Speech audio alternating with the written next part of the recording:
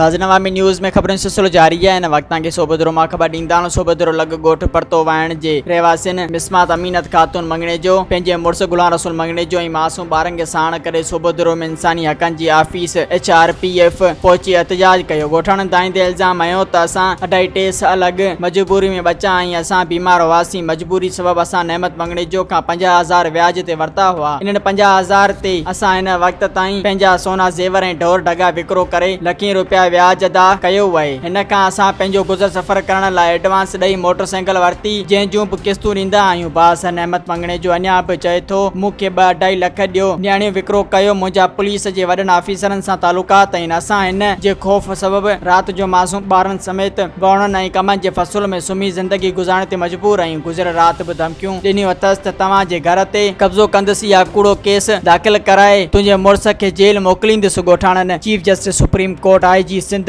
SSP Khairpur खे appeal कई त व्याजी नेमत मंगणे जो खिलाफ कदम खणी तहफ़्फ़ुज़ ऐं इंसाफ ॾिनो वञे। मज़ीद खबरों और तफसीलात के लिए विजिट करें हमारी वेबसाइट www.awamiNewsHD.com।